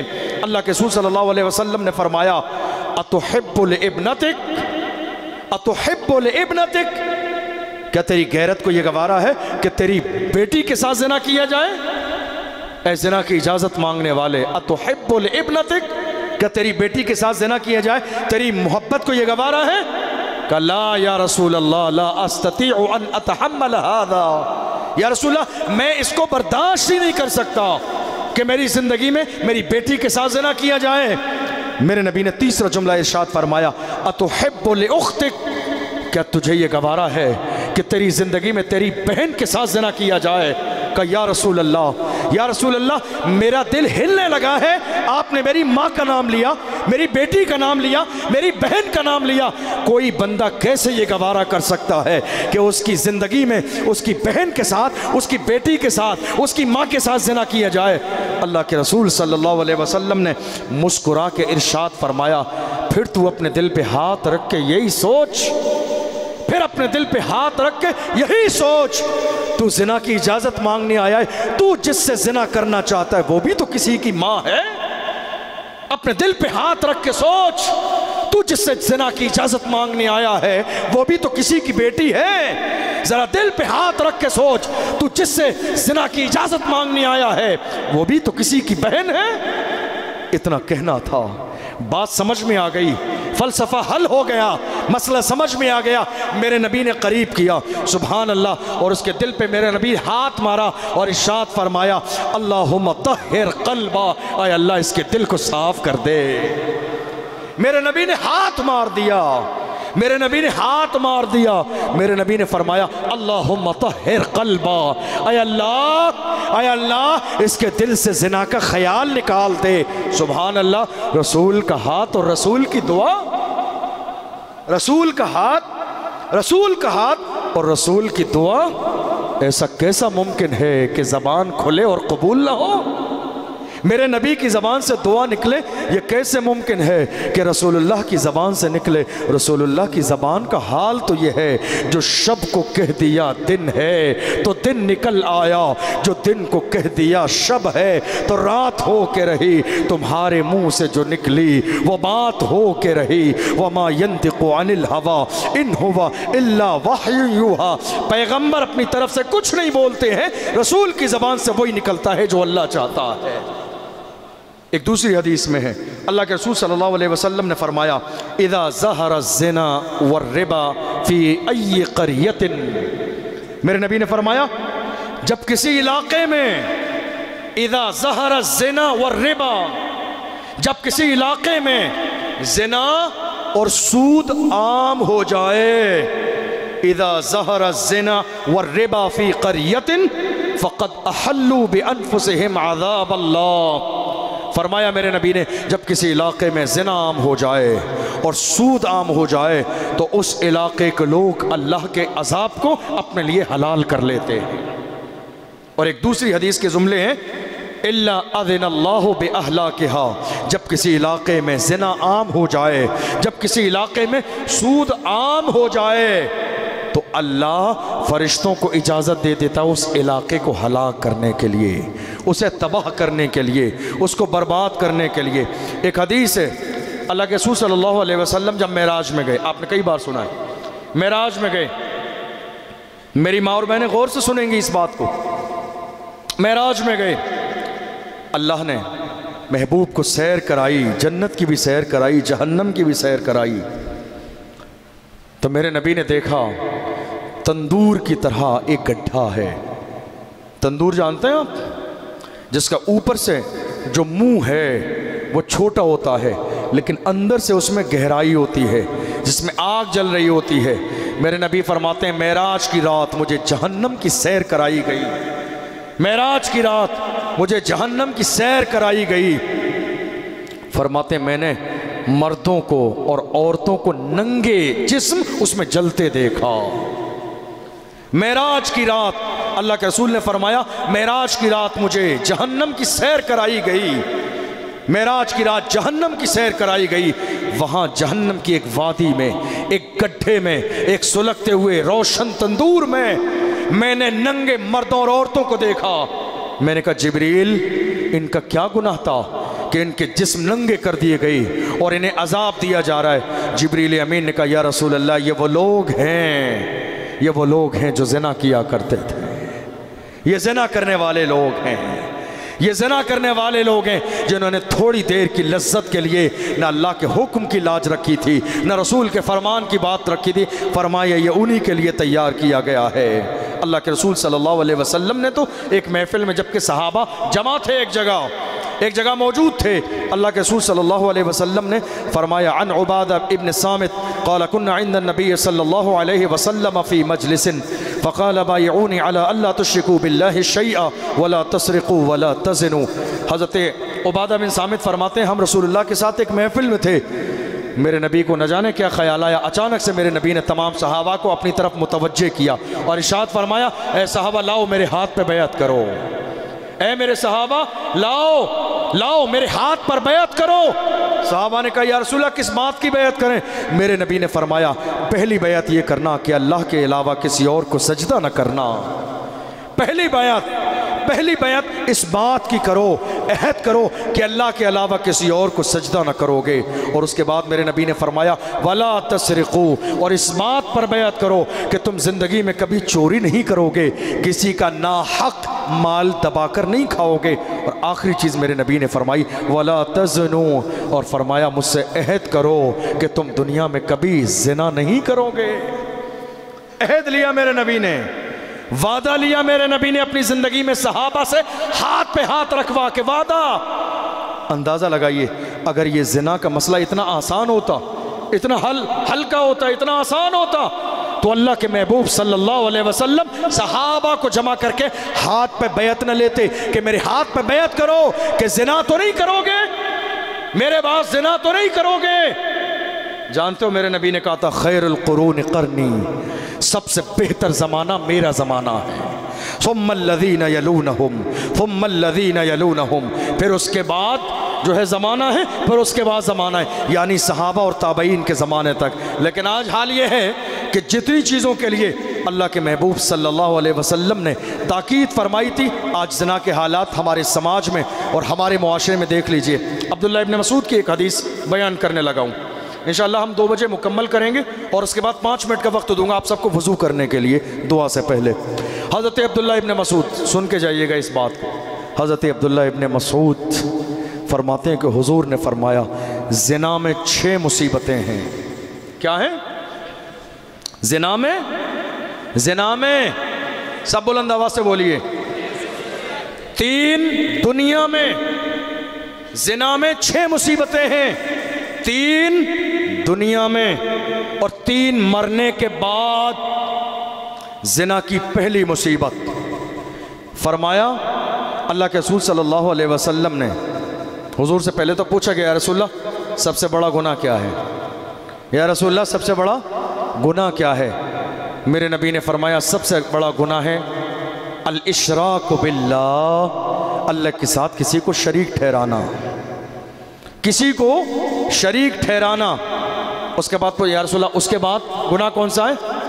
فرمایا قتل النفس, انسان کا اپنی اولاد کو قتل کر دینا خشیت املاق, غریبی اور محتاجی کی بنیاد پر. جیسے آج بہت سارا ہو رہا ہے, ابورشن بھی اسی کی ایک قسم ہے, سمجھ رہے ہیں آپ, ابورشن بھی اس کی ایک قسم ہے. بہت سارے لوگ دنیا میں بیٹیوں کو آنے سے پہلے ہی مار دیتے ہیں. مکے والے بیٹیوں کے دشمن تھے لیکن کم سے کم دنیا میں آنے تو دیتے تھے. آج تو لوگ اس سے زیادہ ظلم کرنے لگے, دنیا میں آنے نہیں دیتے, اس سے پہلے قتل کر دیتے ہیں. اس کے بعد فرمایا میرے نبی نے سب سے زیادہ بڑا گناہ اس کے بعد یہ ہے کہ بندہ اپنی پڑوسی شخص کی بیوی سے زنا کرے. یہ عام ہے آج. سب سے بڑا گناہ اللہ کی ذات کے شریک ٹھہرانے کے بعد میں فرمایا بندہ اپنے پڑوسی کی بیوی سے زنا کرے. میرے نبی نے فرمایا جب ایک مرد, شادی شدہ مرد اور عورت جب یہ دونوں زنا کر لیں تو ان کو قبر میں اتنا عذاب دیا جائے گا جیسے کہ دنیا کی پوری آدھی دنیا کو قبر میں ڈال کر جتنا عذاب دیا جائے اس پوری آدھی دنیا کے عذاب کے برابر ان 2 لوگوں کو قبر میں عذاب دیا جائے گا جنہوں نے یہ زنا کیا ہے. پوری آدھی دنیا کے عذاب کے برابر, پوری آدھی دنیا کے عذاب کے برابر. اللہ کے رسول صلی اللہ علیہ وسلم نے فرمایا, میں عرض کر رہا تھا زنا میں 6 مصیبتیں ہیں, 3 دنیا میں اور 3 آخرت کی زندگی میں. دنیا میں کیا ہے؟ چہرے سے رونق ختم کر دی جاتی ہے. زنا کرنے والے کے چہرے سے رونق ختم کر دی جاتی ہے. کتنی کوشش کر لے وہ کتنی فیشیل کرا لے، وہ کتنی سیلون والے کے یہاں چلا جائے، چونکہ یہ رسول اللہ کی زبان سے نکلنے والے جملے، جس نے دنیا میں زنا کیا ہے، جس نے دنیا میں زنا کیا، حضور فرماتے ہیں اس کے چہرے سے رونق ختم کر دی جاتی ہے۔ پوچھا گیا یا رسول اللہ جو انسان دنیا میں زنا کر لیتا ہے دوسرا اس کے لیے نقصان کیا ہے؟ میرے نبی نے فرمایا قلت العمر، اس کی عمر کم کر دی جاتی ہے، اس کو موت جلدی آ جاتی ہے، اس کی عمر کا جو حصہ ہے وہ کم کر دیا جاتا ہے۔ پوچھا یا رسول اللہ تیسری بات جو آپ نے فرمائی کہ دنیا میں زنا کا نقصان ہے، یا رسول اللہ ارشاد فرمائے تیسرا نقصان کیا ہے؟ اللہ کے محبوب صلی اللہ علیہ وسلم نے فرمایا جو انسان دنیا میں زنا کی عادت ڈال لے یا زنا کر لے اس کو ہمیشہ کے لیے محتاج بنا دیا جاتا ہے، ہمیشہ کی محتاجی۔ لوگ پریشان ہیں، لوگ پریشان ہیں، کاروبار نہیں چلتا ہے، بزنس نہیں چل رہا ہے، یہ نہیں چل رہا ہے، کھانے کے لالے پڑ گئے ہیں، گھر نہیں مل رہا ہے، دکان نہیں مل رہی ہے، اتنی مصیبت کے دور سے گزر رہے ہیں۔ یہ ساری پریشانیاں کیوں ہیں؟ اگر یہ ساری پریشانیاں زندگی میں ہیں تو نظر دوڑائیے کہیں زنا کے کسی حصے سے آپ قریب تو نہیں ہیں، کسی زنا کے حصے سے۔ زنا صرف یہ نہیں ہے کہ ایک مرد دوسری عورت کے پاس چلا جائے، زنا یہ نہیں ہے، اسی بخاری کی حدیث ہے، اللہ کے رسول صلی اللہ علیہ وسلم نے ارشاد فرمایا زنا صرف یہ نہیں ہے کہ بندہ ایک مرد دوسرے عورت کے ساتھ رات گزارے، صرف زنا یہ نہیں ہے، زنا زبان کا بھی ہے، زنا کانوں کا بھی ہے، زنا آنکھوں کا بھی ہے، زنا دماغ کا بھی ہے، زنا ان ہاتھوں کا بھی ہے، زنا ان پیروں کا بھی ہے، ان ساری چیزوں کا زنا ہے۔ میرے نبی فرماتے ہیں اب غور کر لو، اب تم غور کر لو کہ تم کون سے زنا کا حصہ بنے ہوئے ہو، تم غور کر لو کون سے زنا کے حصے میں کون سا حصہ تمہاری زندگی میں شامل ہے۔ قرآن کہتا ہے یوم تشہد علیہم السنتہم وایدیہم وارجلہم بما کانوا یعملون، فرمایا خدا نے قیامت کا دن وہ دن ہے کہ جس دن اے لوگوں تمہاری زبانیں تمہارے خلاف گواہی دیں گی۔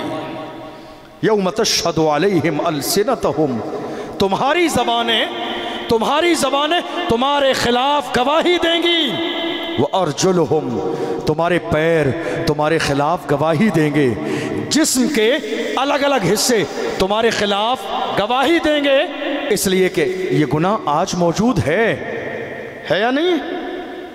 یہ فون کا غلط استعمال ہمارے ہاں تو ہم نے یہ سوچ لیا ہے ہماری بیٹی کا رشتہ ہو گیا اب اس کے لیے حلال ہو گیا، جس سے شادی ہونے والی ہے اس سے بات کرنا نہیں، زنا کا حصہ ہے، یہ زنا کا حصہ ہے۔ آپ کو بتاؤں زنا کا حصہ یہ اللہ کے رسول صلی اللہ علیہ وسلم سے، میرے آقا صلی اللہ علیہ وسلم سے پوچھا گیا، قال ابو ہریرہ عن النبی صلی اللہ علیہ وسلم قال ان اللہ كتب على ابن آدم حظه من الزنا ادرک ذلك لا محالہ فزن العین النظر وزن اللسان النطق والنفس تمنی وتشتہی۔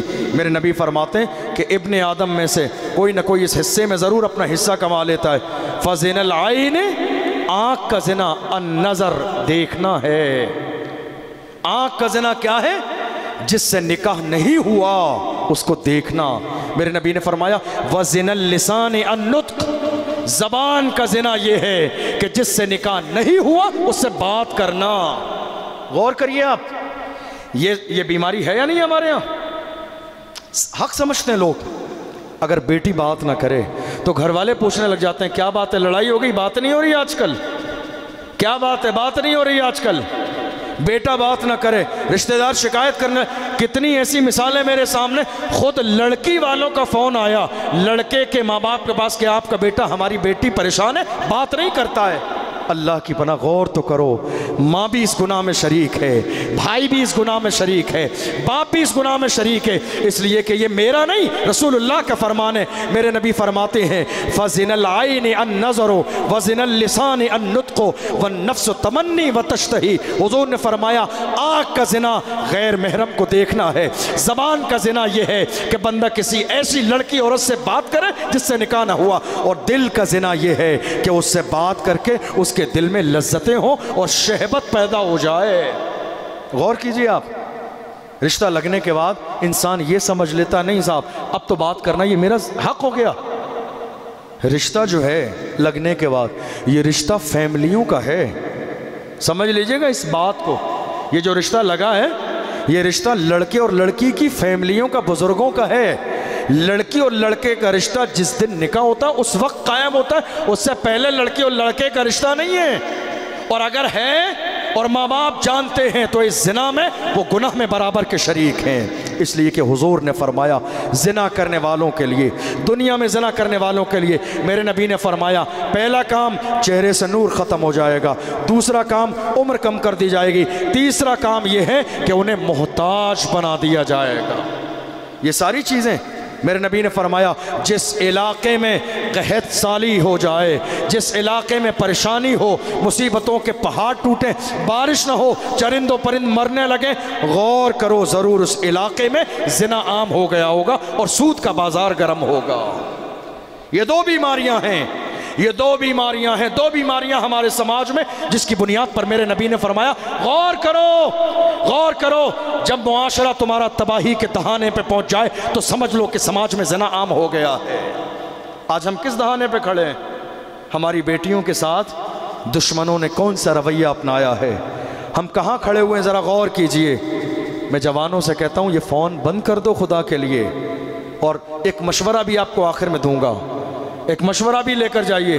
اگر آپ کے بیٹے اور بیٹی کا رشتہ ہو گیا اور آپ ابھی شادی نہیں کرنا چاہتے ہیں، یا مالی اعتبار سے اتنے اچھے حالات نہیں ہیں، آپ چاہتے ہیں تھوڑا سا سال 2 سال کا وقت مل جائے، تو بہتر صورت یہ ہے رشتہ پکا کر کے ان دونوں کا نکاح کر دیں، بھلے ہی رخصتی نہ ہو، ان دونوں کا نکاح کر دیں، بھلے ہی رخصتی نہ ہو، ان دونوں کے لیے فون کرنا جائز ہو جائے گا۔ اب یہ زنا کا جو گناہ ہے ان کے حصے میں نہیں آئے گا، نہ لڑکی والے گنہگار ہوں گے نہ لڑکے والے گنہگار ہوں گے، لیکن اگر صرف رشتے کے نام پہ 4 سال گزار دیے، گھومنا پھرنا، آنا جانا، اٹھنا بیٹھنا، باتیں، یہ فون، یہ کال، یہ ویڈیو، یہ ساری چیزیں میرے نبی فرماتے ہیں وَزِنَ اللِّسَانِ النُّطْقِ، زبان کا زنا بات کرنا ہے اس سے کہ جس سے یہ نہیں ہوا ہے رشتہ یا نکاح نہیں ہوا ہے۔ اس لیے ہمیں بچانا ہے اپنے سماج کو، اپنے گھر کو، اپنے ماحول کو۔ یہ عہد کر کے جائیے، پریشان ہیں، فقیر ہیں، محتاج ہیں، کاروبار پھیل ہو گئے، بیماریوں میں ملوث ہیں، سارے کام بگڑتے چلے جا رہے، غور کیجئے آپ کے ارد گرد میں کہیں کوئی ایسا تو نہیں ہے کہ آپ اس زنا کے حصوں میں سے آنکھ، ناک، کان، زبان، ہاتھوں پیروں سے کہیں ٹچنگ تو نہیں ہے آپ کی اس غلط رویے سے؟ اس لیے کہ میرے نبی نے فرمایا جو اس زنا کے حصے سے قریب ہو جائے گا اللہ اس کے رزق میں برکت نہیں فرمائے گا، بلکہ اس کو محتاج بنا دیا جائے گا، اس کی محتاجی کبھی دور نہیں ہوگی۔ وقت نہیں ہے ورنہ بہت ساری حدیثوں پہ میں نے نشان لگائے تھے سناتا، اور میں تو آخر میں یہ کہتا ہوں مسلمانوں کے نوجوانوں سے کہ خدا کے بندو تمہارا جو ذائقہ ہے وہ اتنا کمزور ہے کہ جہاں تہاں تمہارا دل آ جاتا ہے، تمہارا ذائقہ اتنا کمزور ہے، تمہارا ایمان اتنا کمزور ہے کہ جہاں تہاں تم دل لگا لیتے ہو۔ الحمدللہ ہم حضور کے غلام ہیں، ہم رسول کی محبت میں بک چکے ہیں، ہمیں دنیا کی محبت میں دل لگانے کی ضرورت نہیں ہے۔ اور میرے نبی سے ہماری محبت کا حال یہ ہے ہم دنیا کا حسن و جمال کیا دیکھیں، اور یہ حسن و جمال دنیا کا ہماری آنکھوں کا کھیرا کیسے کر سکتا ہے؟ ہم نے رسول اللہ صلی اللہ علیہ وسلم کا وہ طلبہ دیکھا ہے جس کا حال یہ ہے کہ جس کے طلبوں کا دھوون ہے آب حیات، ہے وہ جان مسیحا ہمارا نبی۔ رسول اللہ کے طلبے دیکھ لیجئے کہ جن کے طلبوں سے عرش اعظم بھی روشنی حاصل کرتا ہے۔ میرے امام نے اسی انداز میں کہا تھا چمک تجھ سے پاتے ہیں سب پانے والے۔ آپ کا ذہن حاضر ہے؟ چمک تجھ سے پاتے ہیں سب پانے والے، یا رسول اللہ میرا دل بھی چمکا دے چمکانے والے۔ تو زندہ ہے واللہ، تو زندہ ہے واللہ، میرے چشم عالم سے چھپ جانے والے، حرم کی زمین اور قدم رکھ کے چلنا، ارے سر کا موقع ہے او جانے والے، رضا نفس دشمن ہے دم میں نہ آنا، کہاں تم نے دیکھے ہیں چندرانے والے۔